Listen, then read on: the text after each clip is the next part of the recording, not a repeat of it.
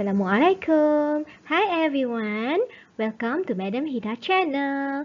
So, kali ni Madam akan explain untuk chapter yang seterusnya iaitu ekologi.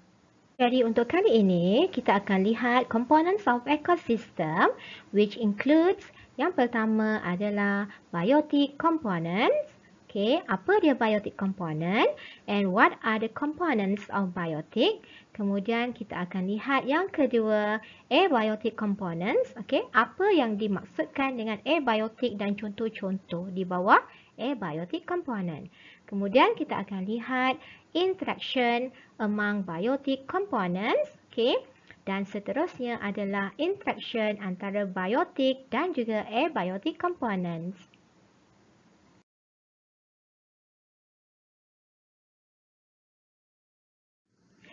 Biotic components adalah apa-apa komponen untuk living things ataupun living organism. Okay, so any of the factors of an organism's environment that consists of living organism.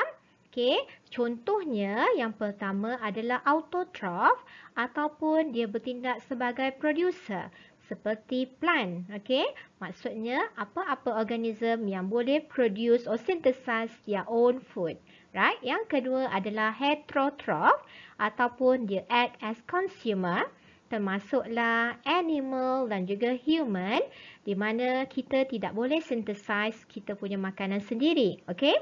Dan yang ketiga adalah decomposers, okay? Di mana decomposer berfungsi untuk decompose, okay, all the dead material, alright?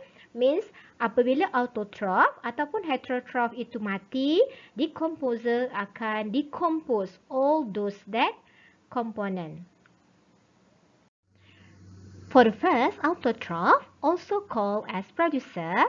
So, autotroph adalah organism yang akan obtain organic molecule dengan cara synthesizing, okay, menghasilkan makanan sendiri, okay, iaitu organic molecule daripada bahan inorganic, okay, atau inorganic material, which means plant ini dia akan absorb nitrogen, dia akan absorb phosphorus daripada tanah. Okay, kemudian dia akan synthesize makanan dia sendiri. Okay, so sebab itu dia panggil sebagai producer. Bagi heterotroph, okay, juga dipanggil sebagai consumer. Heterotroph adalah organism yang tidak boleh synthesize makanan sendiri. Okay, jadi dia akan dapat makanan, obtain makanan dia daripada producer. Okay, directly daripada producer ataupun daripada consumer yang lain. Alright, so setiap heterotroph kita panggil sebagai consumer. Alright. But untuk consumer, dia terbahagi kepada beberapa kategori. Okay. Yang pertama adalah sebagai herbivore. Herbivore adalah consumer ataupun heterotroph yang feeds on plants ataupun algae. Dia bertindak sebagai primary consumer. Okay. Di mana dia memakan autotroph ataupun producer. Kemudian yang kedua adalah omnivore. Okay, omnivore adalah animal ataupun organism yang akan feed on plant ataupun animal. So omnivore dia boleh jadi primary consumer jika dia feed on producer ataupun plant. Okay, tetapi omnivore juga boleh menjadi secondary consumer jika dia feed on primary consumer. Maksudnya dia memakan haiwan lain. Okay? Kemudian yang ketiga adalah carnivore. Di mana carnivore dia makan animal yang lain. Okay? Dia sebagai flesh eater. Dia tidak memakan tumbuhan. Okay? Kemudian detritivore. Okay? Detritivore dia akan consume fragment of dead organism. Dia tidak memakan benda yang hidup, tetapi dia makan benda yang sudah mati. Alright? Dan detritivore dia akan makan untuk diri dia sendiri. Alright? Contoh detritivore adalah earthworm dan juga crab. Okay? Detritivore berbeza dengan decomposer. Okay? Kerana detritivore bertindak sebagai heterotroph ataupun consumer. Alright? Walaupun detritivore dan decomposer both dia bertindak terhadap makan benda-benda yang sudah mati. Tapi detritivore makan untuk diri dia sendiri. Okay? Dan dia juga dipanggil sebagai detritus feeder. Kemudian decomposer. Okey, decomposer juga dia makan benda-benda yang sudah mati. Okey, dia break down the dead organic material. Okey, cuma bezanya, okey, the thritivore makan hanya untuk diri dia sendiri dan dia tidak akan return semula all those nutrient dan juga elemen kepada environment ataupun atmosphere. Sebaliknya, untuk decomposer, dia akan break down the dead organic material. Kemudian dia akan jalankan proses decomposition dan kemudian dia akan release semula organic simple inorganic molecules, contohnya carbon dioxide ataupun mineral untuk digunakan oleh producer, which means dia akan return semula inorganic molecule kepada environment ataupun atmosphere jika dia dalam bentuk gases. Alright. So, decomposer kebiasaannya adalah fungi dan juga bakteria. Alright. So, fungi kita panggil dia sebagai saprotroph. Okay.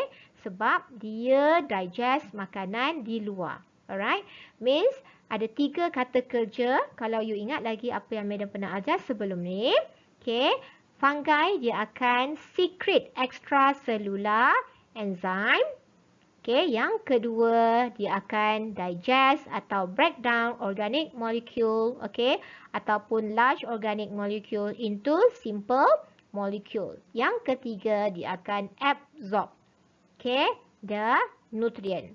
Right, so itu bertindak sebagai saprotroph. Okay, contohnya adalah bakteria dan fungi. Alright, so ini adalah abiotic components, okay, di mana abiotic components merujuk kepada non-living components, semua benda bukan hidup.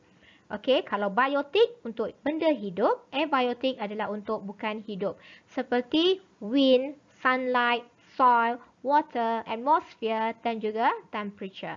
Okay, tetapi walaupun dia tidak hidup, okay, abiotic saling affect. Okay, dia akan affect biotic component.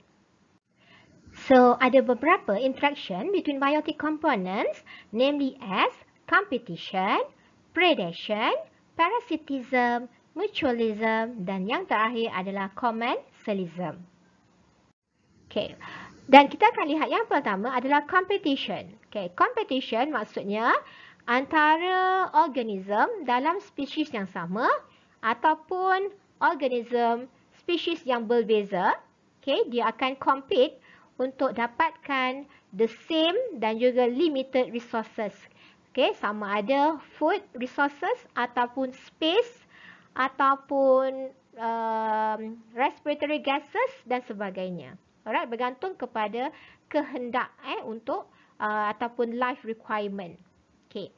And then untuk competition ini terbahagi kepada 2 jenis. Yang pertama kita panggil sebagai intra-specific competition. Intra-specific competition which means competition between individuals from the same species.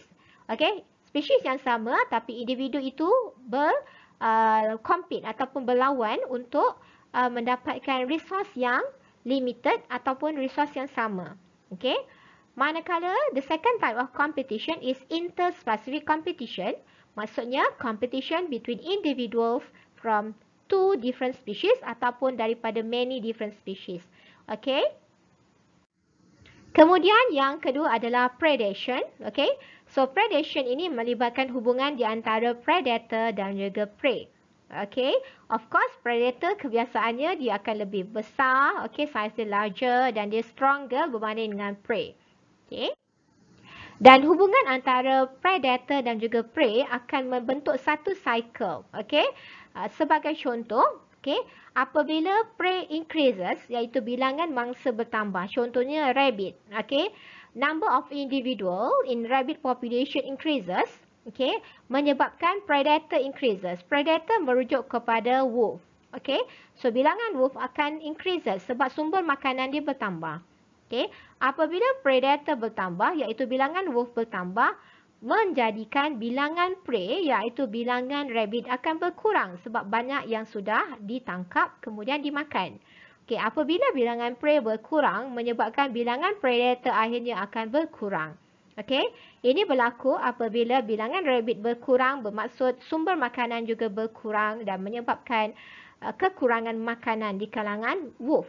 Alright? Jadi bilangan predator akan berkurang. Dan bila bilangan predator berkurang, bilangan prey ataupun rabbit tadi akan bertambah semula, di mana reproductive rate dia akan bertambah. Alright? So begitulah cycle bagi interaction antara prey and predator. Kemudian adalah parasitism. Parasitism adalah hubungan di mana one species benefits and the other, iaitu yang bertindak sebagai host, akan jadi affected ataupun harm. Okay. So bila parasitism, dia melibatkan hubungan di antara parasite dan juga host. Okay. So biasanya parasite adalah saiz lebih kecil berbanding dengan host. Okay, dan parasite akan depends kepada host untuk resources yang tertentu, contohnya makanan, tempat tinggal dan sebagainya. Okay. Dan untuk parasitism, okay, ada dua jenis parasite yang terlibat. Yang pertama adalah endoparasite, iaitu parasite yang hidup di dalam host. Okay, contohnya adalah tapeworm. Kemudian ectoparasite, di mana parasite yang hidup di luar host. Okay, contohnya seperti ticks dan juga mice. Okay, di mana dia hidup di bahagian kepala pada bahagian kulit luar host. Untuk hubungan mutualism, okay, mutualism bermaksud kedua-dua spesies mendapat benefit, okay, daripada satu sama lain. Right, contohnya adalah hubungan di antara clownfish dan juga sea anemone. Okay, clownfish ini kalau you lihat like kartun Nemo, Finding Nemo, clownfish ini merujuk kepada Nemo fish. Alright, so kenapa dia panggil Nemo fish? Sebab dia hidup berhampiran dengan sea anemone. Alright, so itu adalah salah silah cerita Finding Nemo. Okay, and then kalau kita lihat hubungan clownfish dan juga sea anemone, clownfish mendapat benefit daripada sea anemone dengan cara clownfish mendapat protection daripada predator, okay, jika dia berada di sekitar sea anemone. Selain daripada itu, clownfish juga dapat makanan daripada sisa-sisa makanan sea anemone. Okay. Kemudian, apa yang sea anemone dapat in return? Sea anemone juga mendapat protection daripada predator dia jika clownfish ada di sekitar sea anemone. And then hubungan yang seterusnya adalah commensalism. Commensalism adalah hubungan di mana satu organism tidak akan memberi efek kepada organism yang lain. Okay? So satu organism mendapat benefit dan satu lagi tidak mendapat apa-apa bahaya ataupun apa-apa benefit. Okay? Contohnya adalah hubungan di antara shark dan juga remora fish, di mana remora fish akan feed on stray bits untuk food yang tertinggal oleh shark. Which means shark itu makan dan kemudian ada lebihan makanan yang tertinggal, okay, akan dimakan oleh remora fish. Okay, dan shark juga bertindak sebagai transportation untuk remora fish. Okay, jadi remora fish akan berada di atas badan shark untuk bergerak daripada satu tempat ke tempat yang lain selain daripada untuk protection. Seterusnya, hubungan di antara biotik dan juga abiotik. Right? So, kalau kita lihat dalam satu ekosistem, setiap biotik akan saling berhubung kait dengan biotik komponen, okay, juga dengan abiotik komponen. Alright? Sebagai contoh, okay, cahaya matahari iaitu sun, okay, bertindak sebagai abiotik komponen. So, sun itu diperlukan untuk autotroph ataupun producer menjalankan proses fotosintesis. Okey, apabila producer menjalankan proses fotosintesis, dia menjadi sebagai sumber makanan kepada primary consumer, iaitu herbivore. Okey, kemudian herbivore menjadi sumber makanan kepada carnivore.